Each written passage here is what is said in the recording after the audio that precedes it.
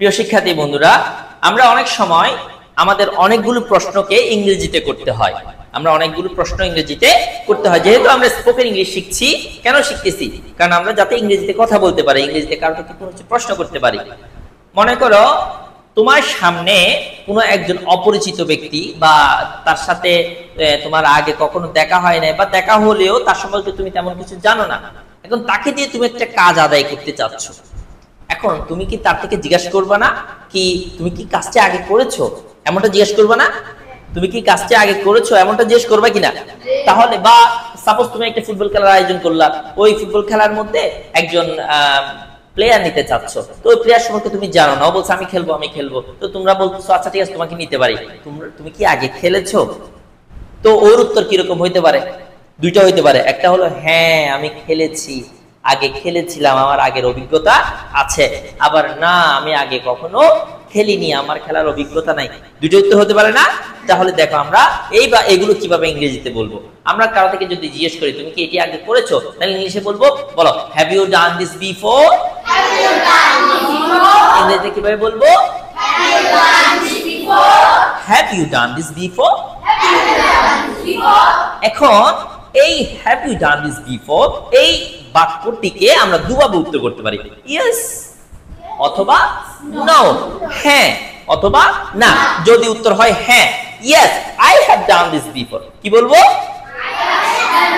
বলো yes I have done this before. অথবা no it's the first time, না এটা আমার জন্য প্রথমবার। তাহলে উত্তর কয় ধরনের হতে পারে? উত্তর কয় ধরনের হতে পারে? দুই ধরনের হতে পারে। আমি যদি তার থেকে জিজ্ঞেস করি have you played this before, তুমি কি এটি এর আগে খেলেছো?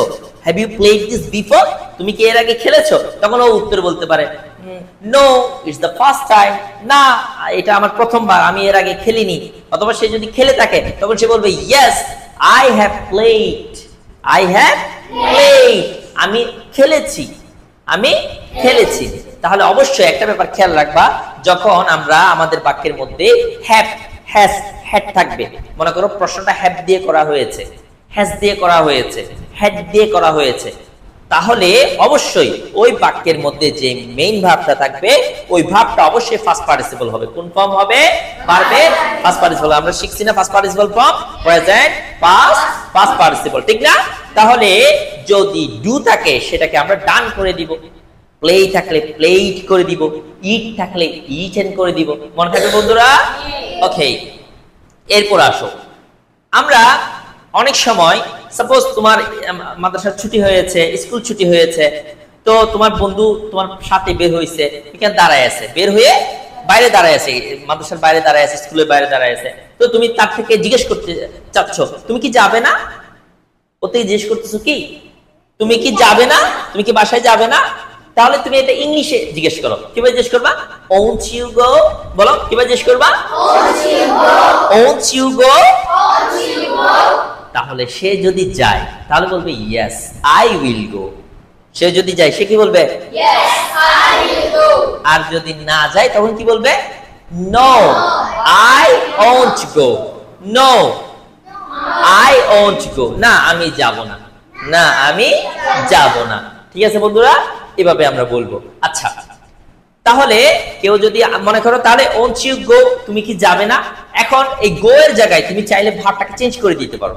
ভার্বটা চেঞ্জ করে তুমি এখানে প্লে লাগাই দাও। won't you play, তুমি কি খেলবে না?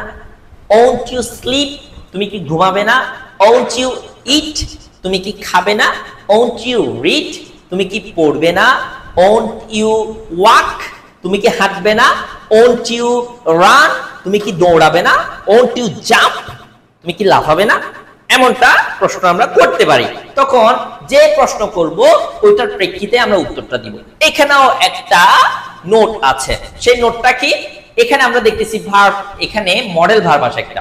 আমাদের বাক্যটা শুরু হয়েছে won't you go, তুমি কি যাবে না? এই যে won't শব্দটা হলো will not এর short form. Car short form? will not কে আমরা শর্ট ফর্মে কি বলবো? won't বলবো। কি বলবো? won't বলবো। will not কে শর্ট ফর্মে কি বলবো? won't বলবো। আচ্ছা, একটা ব্যাপার মনে রাখবা, যদি কোনো বাক্যের মধ্যে মূল ভার্বের পূর্বে মডেল ভার্ব থাকে, কোনো বাক্যের মধ্যে কিসের পূর্বে কি থাকে? মূল ভার্বের পূর্বে মডেল ভার্ব থাকে। মডেল ভার্ব কোনগুলা? Can, could, may, might, shall, should, will, would, এই ধরনের কতগুলো ভার্ব আছে না? এই ভার্বগুলোকে আমরা কি বলবো? মাস্ট, নিড টু, এই ভার্বগুলোকে আমরা মডেল ভার্ব বলবো। কি ভার্ব বলবো বাবা? মডেল ভার্ব বলবো। এই মডেল ভার্বগুলো যদি কোনো বাক্যের মধ্যে থাকে, কোনো বাক্যের মধ্যে অস্তিত্ব থাকে মডেল ভার্বগুলোর, তখন এরপরে যে মেইন ভার্বটা থাকবে ওটা অবশ্যই বেস ফর্ম হবে। ভার্বের কোন ফর্ম হবে? বেস ফর্ম, মানে মূল ফর্মটাই হবে, এটার কোনো পরিবর্তন হবে না। গো কখনো ওয়েন্ট হবে না, ঠিক আছে? রাইট কখনো রিটেন হবে না, রট হবে না, মনে থাকবে? ইট কখনো ইটেন হবে না, ঠিক আছে? যে ফর্মটা থাকা দরকার, মেইন আমরা সচরাচর যে ফর্মটা দেখি সেই ফর্মটা এখানে থাকবে, ঠিক আছে বন্ধুরা? তাহলে বাক্যটা কি হচ্ছে? মনে করো আমি যদি বলি ওন্ট ইউ স্লিপ, তাহলে তোমরা কি বলবা?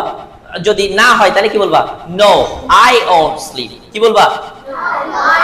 No I won't sleep. আর যদি হ্যাঁ ঘুমাবো, তাহলে কিভাবে বলবা? Yes, I will sleep. আচ্ছা, আমি যদি এই গো এর জায়গায় আমি যদি বলি রান বলি, won't you run, তুমি কি দৌড়াবে না? তাহলে সেটা যদি না হয় তাহলে কি বলবা? No, I won't run. কি বলবা? No, I won't run. কি বলবা? আর যদি yes হয় কি বলবা? Yes, I will run. Good, মাশাআল্লাহ। এরপরে আসো। আচ্ছা, মনে করো আমি জিজ্ঞেস করতেছি কোনো একজনকে দেখিয়ে, ও কি অনেক পরিশ্রম করে? ওকে অনেক পরিশ্রম করে। Is he working hard? বলি, ইজ হি ওয়ার্কিং হার্ড? সে কি অনেক পরিশ্রম করে? আচ্ছা, উত্তর কিরকম হইতে পারে? কয় রকম হইতে পারে? একটা উত্তর কি হইতে পারে? ইয়েস। আর উত্তর কি হইতে পারে? যদি হয় ইয়েস, হ্যাঁ ইয়েস এবং নো দিয়ে উত্তর দিয়ে দিতে পারতেছি। Is he working hard? হ্যাঁ ইয়েস। আবার যে is he working hard? No, বলে দিতে পারতেছি, কিন্তু বাক্যটা সম্পন্ন হচ্ছে না। বাক্যটা যদি সম্পন্ন করতে যায় আরো কিছু শব্দ আমরা বাড়িয়ে বলবো, ঠিক আছে? কিভাবে বলবো আমরা একটু দেখি। ইজ শি ওয়ার্কিং হার্ড বা is he working hard? Is he working hard? সে কি অনেক পরিশ্রম করে? সে কি কঠোর পরিশ্রম করে? Yes he do. He do হবে না, তখন হি ডাস হবে। হি এর সাথে কখনো ডু হয় না, এর সাথে কি হয়? ডাস হয়। বলো, yes he does. Yes he ডাস। যদি নো হয়, no he doesn't. No he doesn't. মনে থাকবে ইনশাআল্লাহ? মনে থাকবে ইনশাআল্লাহ? আচ্ছা, এরপরে আসো। আমরা অনেক সময় বলি, সাপোজ কেউ একজন আমার সাথে যাচ্ছে, ওকে তুমি চলে যাচ্ছ, ওই যে প্রথমে বলছি না ওন্ট ইউ গো, তুমি কি যাবে না? তো ও তোমার বলছিল কি? নো আই ওন্ট গো, না আমি যাব না। এখন তুমি একটু খেটে চলে গেলা এবং ওকে এখন পিছন থেকে আবার বলতে চাচ্ছ, এখন ওকে কি বলবা? তুমি কি যাবা না এরকম বলবা, নাকি তুমি কি আমি চলে যাচ্ছি তুমি কি আসবা না এরকমই তো বলবো, ঠিক না? তাহলে এই যে তুমি কি আসবা না, এটাকে ইংলিশে কি বলবো? বলি won't you come? বলি সবাই won't you come? come না, আমরা বলবো come. won't you come? won't you come? এখন সে যদি যাওয়ার থাকে তাহলে বলবি yes I will come. সে কি বলবে? yes I will come. আর যদি না হয় তাহলে কি বলবে? no I won't come. কি বলবে? no I won't come. দেখো আমি কিন্তু লিখছি I will not come, ঠিক না? তাহলে will not কে আমরা শর্ট ফর্মে বলবো won't. কি বলবো? won't. no I won't come. no I won't come. no I won't come. no I won't come. yes I will come. yes I will come. তাহলে দুই ধরনের উত্তর আমরা দিতে পারবো। ঠিক একই রকম ভাবে আমার সামনে কেউ একজন, মনে করো আমি আর ফাহিম এখানে আছি, এখন একজন অপরিচিত ব্যক্তি আসছে, এসে আমারে বলতেছে স্যার কেমন আছেন? এখন ফাহিম আমাকে জিজ্ঞেস করতেছে স্যার ওকে তো আমি চিনি না। তখন আমি ওরে কি বলবো? Don't you know him? Don't you know him? তুমি কি তাকে চিনো না? অথবা আমি তার থেকে জিজ্ঞেস করলাম do you know him? Fahim থেকে জিজ্ঞেস করতেছি কি তুমি কি ওকে চিনো? Do you know him? তুমি কি ওকে চিনো? তাহলে ওর উত্তর কয়টা হইতে পারে? কি কি? নো। যদি সে চিনে তাহলে বলবে কি? ইয়েস।